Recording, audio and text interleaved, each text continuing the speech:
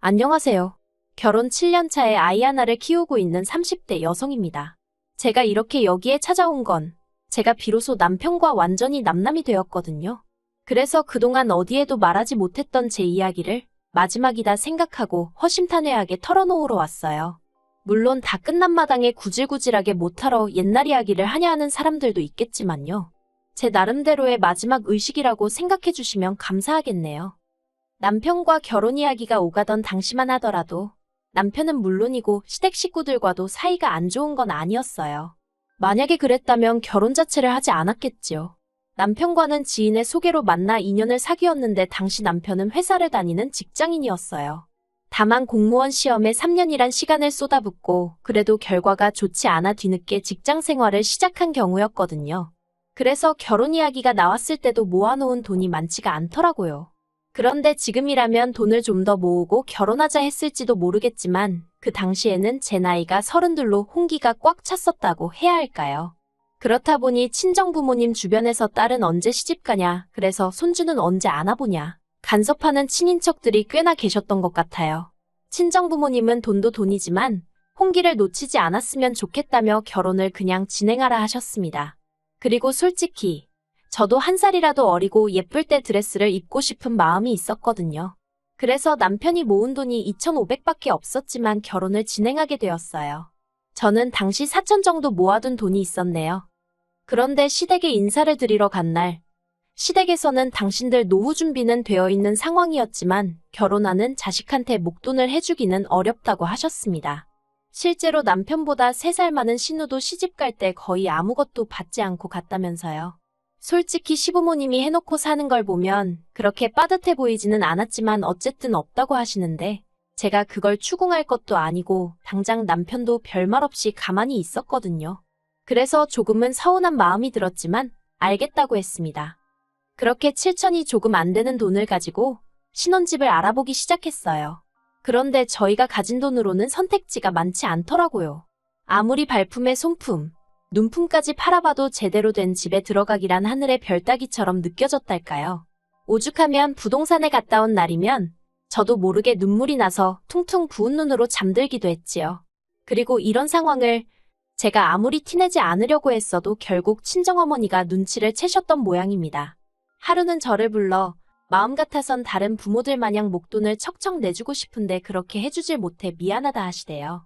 그러면서 사정상 준다고는 못하지만 필요하면 엄마가 빌려줄 수는 있다며 이자는 안 줘도 된다고 멋쩍게 웃으셨지요. 솔직히 당시 남편이나 저나 200에서 250 언저리로 벌던 상황에 이자라도 아낄 수 있는 게 어딘가 싶대요. 그래서 염치불구하고 친정부모님한테 손을 벌렸습니다. 8천 빌렸어요. 그리고 이후로 있는 돈 싹싹 긁어서 서울 외곽에 지어진 지 거진 30년 가까이 되었던 아파트 하나를 샀습니다. 그리고 이걸로 시부모님하고 결혼 초부터 갈등을 빚게 되었어요. 결혼하고 나서야 알게 된 게 시부모님이 아예 돈이 없으신 게 아니었습니다. 신우가 빈손으로 시집을 갔다는 것도 거짓말이었어요. 돈을 안 해주면 저희가 결국에 시댁에 들어와서 살 줄 아셨답니다. 제가 평소에 멋도 안 부리고 수수하게 다녀서인지 친정에도 돈이 없을 거라고 당신들끼리 마음대로 생각하고서는 한마디로 돈도 없으면서 지들이 뭔 수로 버티겠냐, 들어와서 살 거다 그렇게 생각하셨던 모양이에요. 그런데 제가 보란듯이 친정에서 돈을 빌려다 집을 사버렸으니 게다가 제가 아파트를 제 명의로 했거든요.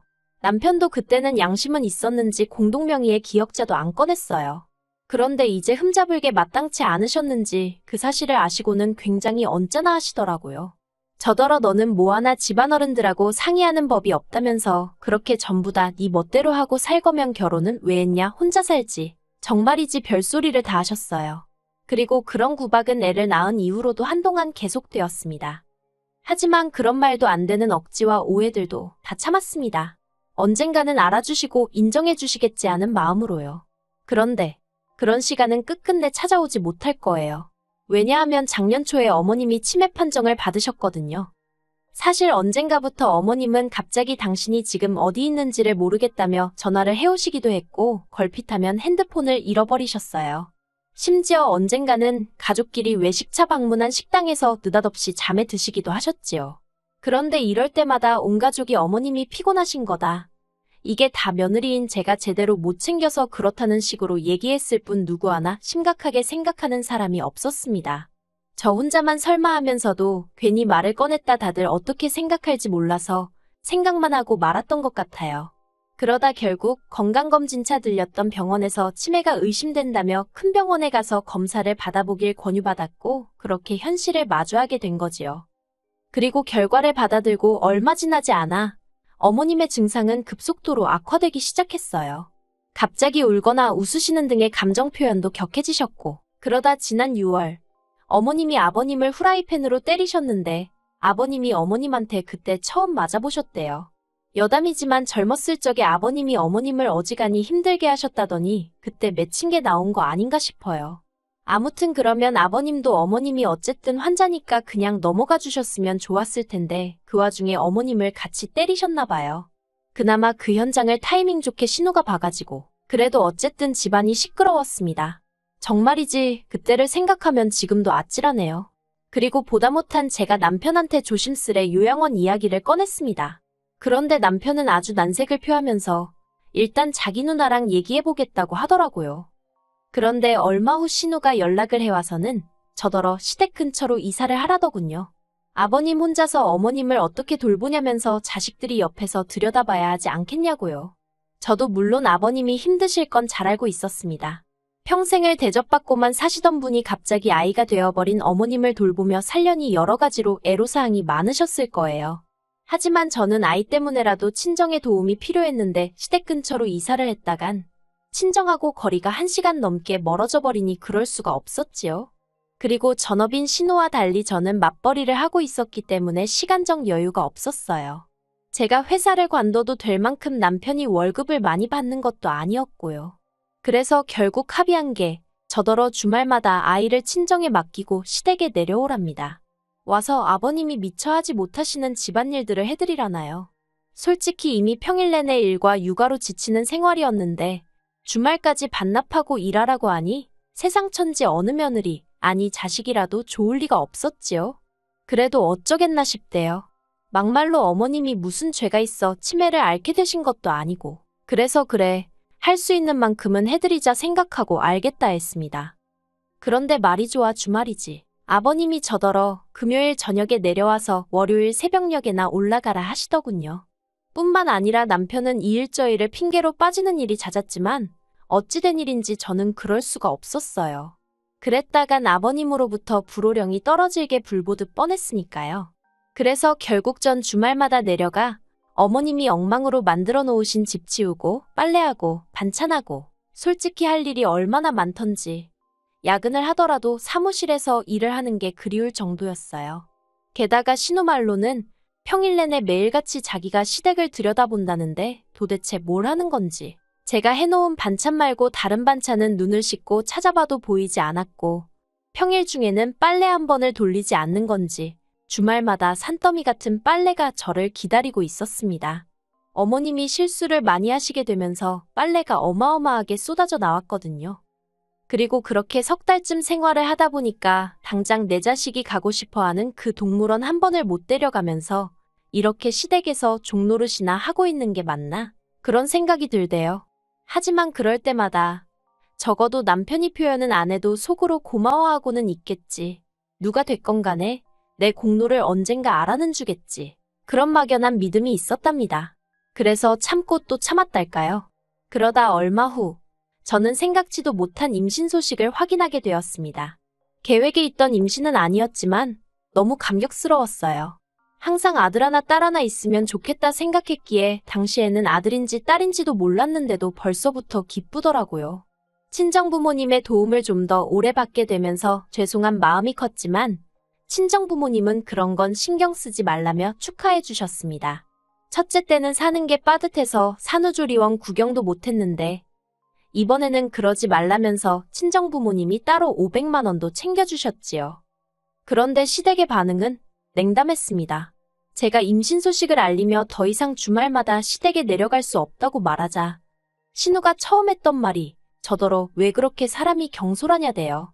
황당해서 경솔하다니 그게 무슨 소리냐 했습니다. 그러니까 신우가 정말 나을 거냐면서 자기가 수술비는 대줄 테니 이번에는 포기하라는 사람으로서는 감히 입에 담을 수도 없는 말을 꺼냈어요.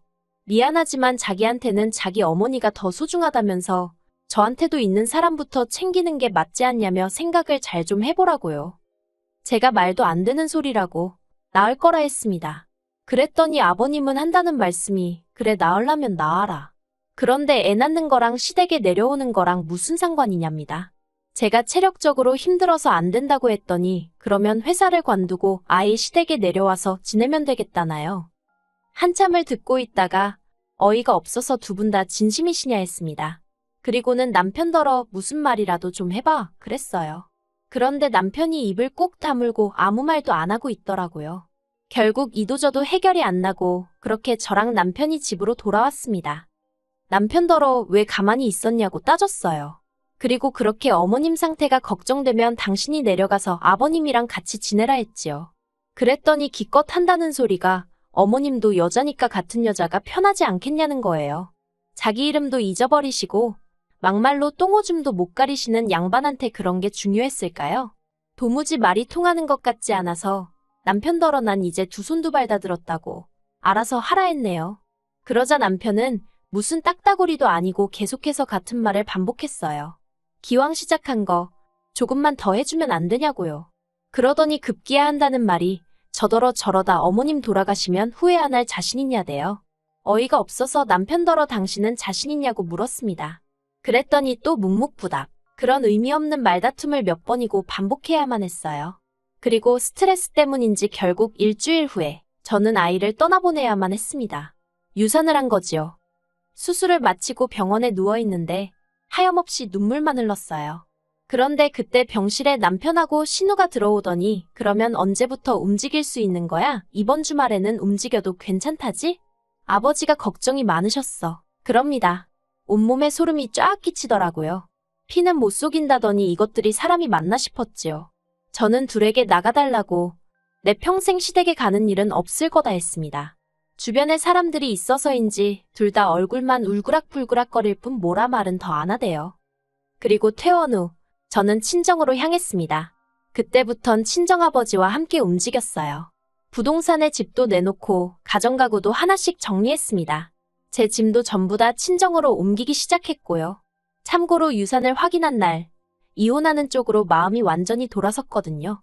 유산의 원인이 시댁 식구들 그리고 특히나 남편이라는 건 너무나 확실했기에 그러면 제가 죽으면 죽었지 제 자식 죽인 사람하고 살부대 끼면서는 살 수가 없었으니까요.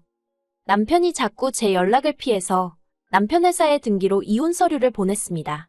그런데 남편이 다 찢어버렸다면서 100번 1000번을 보내보라고 자기가 도장 찍을 것 같냐면서 연락을 해왔어요. 그래서 제가 그러면 변호사 선임하겠다 했습니다. 그랬더니 진짜 그렇게까지 해야겠냐면서 자기더러 어쩌라는 거냐대요. 그러면 뭐 아픈 어머니를 버리기라도 하라는 거냐면서 그래서 제가 남편더러 당신이 뭘 얼마나 했는데 어머님을 버리기식이나 하냐 했습니다. 그리고는 나는 당신한테 이제 기대하는 것도 바라는 것도 없으니 이혼 서류에 도장이나 찍어달라 했어요. 그리고 저는 아버님으로부터도 연락을 받게 되었습니다. 아버님은 아무리 세상이 달라졌어도 이혼하면 여자만 손해라면서 저더러 나갈 거면 제 몸뚱이만 나가라고 당신 핏줄은 두고 가라대요. 생전 손자한테 용돈 10,000원 쥐어줘 본 적 없으신 분이 그제서야 핏줄 어쩌고 하시니 웃겼어요. 그래서 알겠다 했습니다. 솔직히 아버님한테 제 아들을 맡길 생각은 추호도 없었는데 평소 아버님은 툭하면 말도 안 되는 걸로 으름장을 놓곤 하셨거든요. 그래서 저도 세게 한번 나가본 거지요. 그리고 아니나 다를까 제가 지금 아이를 시댁에 데려다 놓을 거냐 하니까 갑자기 당신이 키울 건 아니라면서 일단 기다려보라며 한 발 빼시더라고요. 그리고 그제서야 신우가 저더러 미안하다며 연락을 해왔습니다. 자기가 딸이니까 자기가 좀 더 들여다봤어야 하는데 자기 먹고 사는 게 빠듯해서 저한테 의지를 많이 했었다나요. 그러면서 어머님이 기억이 없으셔서 그렇지 솔직히 이 상황을 아시면 얼마나 속상하시겠냐면서 저더러 다시 한번 생각해보랍니다. 그래서 그런 말 이제 와서 무슨 소용이냐고 그래도 반성을 하시니 다행이라고 어머님 살아계신 동안 이제라도 그동안 못한 딸 노릇 똑바로 하라 했어요. 그리고 저는 친구 소개로 이혼 전문 변호사를 소개받았습니다. 다행이라고 해야 할지 친정 부모님한테 돈 빌려서 집을 살 때 세무사의 조언을 따라서 증여받은 것처럼 샀거든요. 그렇다 보니 집값이 상당히 올랐는데도 남편하고 나눌 게 없었어요. 정말 그땐 안도의 한숨이 나오대요. 솔직히 이혼하고 나면 혼자서 아이를 어떻게 키우나 걱정이 많았으니까요. 그리고 핏줄 타령하던 시댁 식구들도 막상 제가 이혼 소송 걸겠다니까 애 내놓으라 소리를 안 하더군요. 아무튼 여러 가지로 대단한 집구석이다 싶었습니다. 그리고 결국 소송 대신 협의 이혼했어요. 제 생각이지만 남편도 남편대로 변호사를 알아보고 다닌 모양인데 재수 없으면 저한테 위자료까지 줘야 될 판이었던 모양이에요. 그래서인지 자기가 먼저 꼬리 내리고는 저더러 협의 이혼하자대요. 저도 남편하고의 관계를 질질 끌어가고 싶은 마음은 없었기에 그러자 했고요. 그렇게 저희가 남남이 되었어요. 솔직히 이혼녀라는 타이틀을 가지고 혼자서 아들을 잘 키울 수 있을지 걱정도 되고 두렵고 떨립니다. 지금보다 더 강한 엄마가 되어야겠지요. 저에게 마지막으로 바람이 하나 있다면 나중에 아이가 저를 이해해주면 좋겠다는 거예요. 엄마는 그저 너에게 행복하고 안정된 가정을 주고 싶었다는 걸.